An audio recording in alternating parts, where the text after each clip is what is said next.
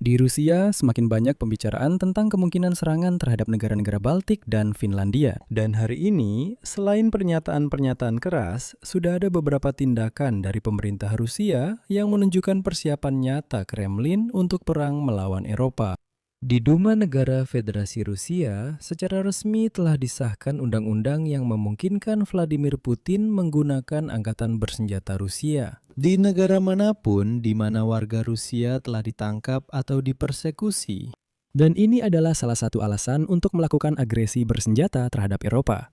Pada saat yang sama, kroni Vladimir Putin, Sergei Shoigu, menyatakan kemungkinan menggunakan pasal 51 Piagam PBB untuk membela diri terhadap Finlandia dan negara-negara Baltik. Terkait dengan dugaan penerbangan drone Ukraina melalui wilayah mereka untuk melakukan serangan ke Rusia. Meskipun itu sepenuhnya palsu, tapi sebagai alasan untuk perang, seperti yang dikatakan, itu bisa diterima. Secara bersamaan, Kementerian Pertahanan Federasi Rusia merilis daftar perusahaan Eropa yang akan dianggap sebagai target militer yang sah terkait produksi komponen untuk drone Ukraina. Selain itu, para ahli semakin sering menunjukkan bahwa Rusia siap melancarkan perang hibrida terhadap negara-negara Baltik untuk mempercepat penyerahan Ukraina oleh pihak Baltik. Secara keseluruhan, mari kita gabungkan semua argumen ini dan kita bahas bersama. Nama saya Alexei Pici, mari kita bahas topik ini bersama-sama. Tapi sebelum kita mulai, saya minta kalian untuk subscribe ke channel ini, like videonya, dan tulis komentar kalian di bawah video ini. Saya akan sangat berterima kasih untuk itu.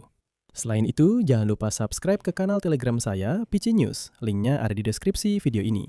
Di sana kami mempublikasikan berita-berita terbaru begitu kami menerimanya. Jadi, Rusia secara aktif meluncurkan berbagai elemen operasi informasi untuk mempersiapkan perang melawan negara-negara Baltik. Nah, saya akan mulai dengan berita terbaru. Sergei Shoigu, mantan Menteri Pertahanan Federasi Rusia, sehari sebelumnya menyatakan tentang kemungkinan Rusia menggunakan pasal 51 Piagam Perserikatan Bangsa-Bangsa untuk membela diri melawan Finlandia dan negara-negara Baltik. Terkait dengan dugaan penerbangan drone Ukraina melalui wilayah mereka untuk melakukan serangan ke Rusia. Saya akan mengutip pernyataan Shoigu.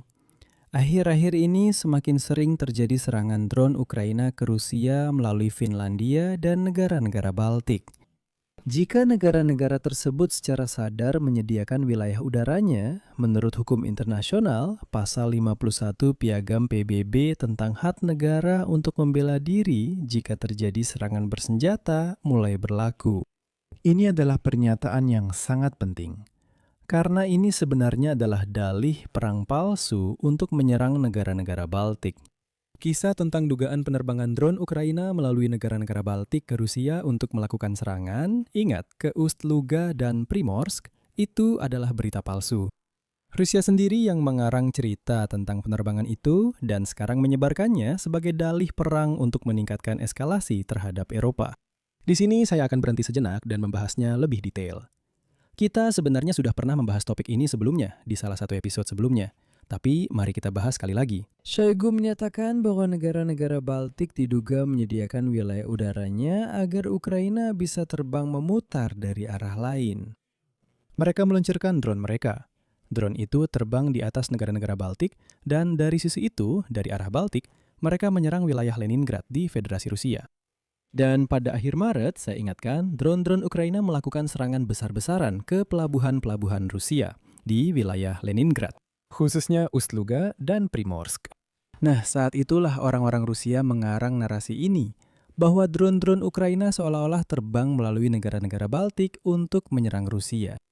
Dan untuk menunjukkan betapa bodoh dan primitifnya berita palsu ini, saya menggunakan sumber resmi Rusia sendiri. Saya tidak akan masuk ke dalam investigasi yang terlalu mendalam, saya hanya akan memberikan informasi. Orang-orang Rusia sendiri yang secara terbuka menyebarkannya. Kanal Drone Bomber memvisualisasikan bagaimana selama hari-hari ketika pelabuhan Ust-Luga dan Primorsk diserang, peringatan serangan udara meluas di Rusia pada tanggal 23, 24, dan 26 Maret.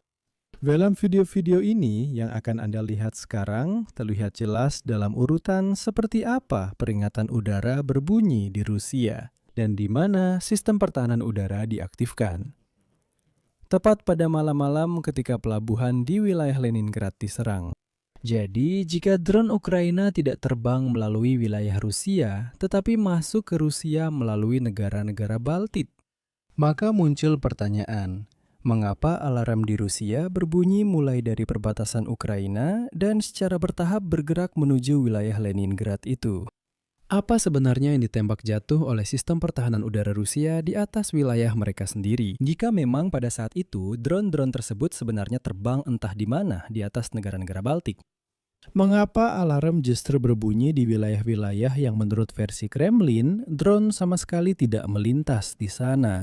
Dan yang paling menarik, mengapa alarm ini justru mengarah langsung ke Oblast Leningrad, di mana pada tanggal-tanggal tersebut memang ada serangan nyata. Namun perlu dipahami bahwa eskalasi dari pihak Kremlin itu berlangsung secara bertahap. Di sini kita perlu membangun rantai peristiwa. Kremlin secara bertahap mendorong eskalasi terkait negara-negara Baltik. Hari ini Shoigu menyatakan bahwa Rusia dapat menerapkan pasal 51 Piagam PBB tentang pembelaan diri untuk menyerang negara-negara Baltik dan Finlandia. Baru kemarin Kementerian Pertahanan Federasi Rusia merilis daftar perusahaan Eropa yang akan dianggap sebagai target militer yang sah terkait produksi komponen untuk drone Ukraina. Selanjutnya saya akan mengutip pernyataan resmi dari Kementerian Pertahanan Federasi Rusia. Berdasarkan informasi yang ada, pada 26 Maret 2026, pimpinan sejumlah negara Eropa telah mengambil keputusan untuk meningkatkan produksi dan pengiriman drone ke Ukraina untuk melakukan serangan ke wilayah Rusia. Kami menilai keputusan ini sebagai langkah yang disengaja yang mengarah pada eskalasi tajam situasi militer politik di seluruh benua Eropa dan secara perlahan mengubah negara-negara tersebut menjadi wilayah belakang strategis Ukraina. Pelaksanaan skenario yang telah diumumkan akan membawa konsekuensi yang tidak dapat diprediksi. Jadi, ini sudah menjadi ancaman, seolah-olah jika Eropa telah menjadi wilayah belakang Ukraina, maka itu juga merupakan zona pertempuran dan orang Rusia mengancam akan menyerangnya juga. Dan dengan demikian, di Kremlin mereka telah beralih ke tahap ancaman serangan langsung ke Eropa. Sekarang ini bukan lagi sekadar ancaman yang samar-samar, ini adalah daftar yang ditentukan secara spesifik. Dalam daftar Kementerian Pertahanan Federasi Rusia terdapat 21 perusahaan dari 12 negara. Dan itu adalah Inggris, Jerman, Denmark, Latvia, Lituania, Belanda, Polandia, Ceko, Spanyol, Italia, Israel, dan Turki. Bahkan Turki, bayangkan saja bagaimana Recep Tayyip Erdogan akan bereaksi terhadap hal ini. Dan di sini penting untuk dicatat bahwa sebenarnya sulit untuk memahami logika apa yang digunakan orang Rusia saat membuat daftar ini. Karena dalam daftar tersebut, misalnya, tidak ada banyak perusahaan yang secara terbuka mengumumkan produksi bersama drone dengan Ukraina. Artinya, hal ini sama sekali tidak disembunyikan. Jelas bahwa ini adalah ancaman. Tapi ini sedang merupakan ancaman langsung bagi Eropa. Jelas bahwa objek-objek dari daftar Kementerian Pertahanan Rusia ini kemungkinan besar tidak akan diserang secara langsung. Tidak, ini lebih merupakan daftar target untuk sabotase. Dan yang paling penting, sehari sebelumnya Duma Negara Federasi Rusia dalam pembacaan pertama mengesahkan rancangan undang-undang yang memungkinkan atas keputusan diktator botak dan bau Vladimir Putin. Maaf, coret itu. Presiden Federasi Rusia Vladimir Putin menggunakan angkatan bersenjata Rusia di luar negeri untuk melindungi warga Rusia yang menghadapi penuntutan hukum. Nah, dengan kata lain, jika ada warga Rusia yang diadili di negara lain, maka Putin bisa mengirim pasukan ke sana untuk melindunginya. Amandemen undang-undang mengusulkan untuk memberikan Presiden Federasi Rusia, kutip, hak untuk menggunakan angkatan bersenjata secara ekstrateritorial demi melindungi warga negara Rusia yang ditangkap, ditahan, atau dikenai tuntutan pidana atau tuntutan lain berdasarkan keputusan pengadilan asing atau lembaga peradilan internasional di mana Rusia tidak terlibat. Dan siapa sangka rancangan undang-undang ini disiapkan oleh Kementerian Pertahanan Federasi Rusia. Dan undang-undang ini sangat cocok untuk membenarkan pengiriman pasukan ke negara-negara Baltik demi melindungi warga berbahasa Rusia.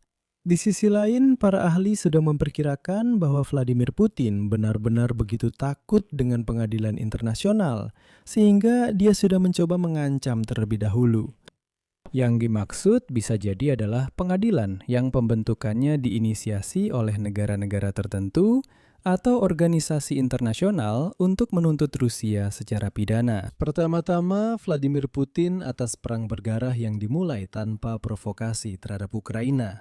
Sementara yang lain berpendapat bahwa orang Rusia ingin secara hukum mengatur perlindungan kapal-kapal armada bayangan.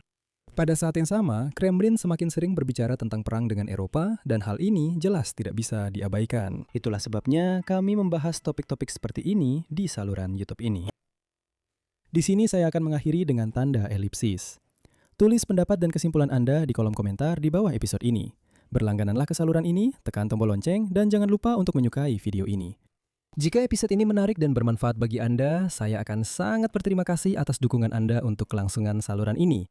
Anda dapat melakukannya secara finansial melalui donasi apapun atau berlangganan berbayar lewat tautan dan informasi yang ada di deskripsi video ini, atau melalui kode QR yang ada di layar Anda. Saya akan sangat berterima kasih atas dukungan Anda. Itu saja, jaga diri Anda baik-baik. Sampai jumpa semuanya.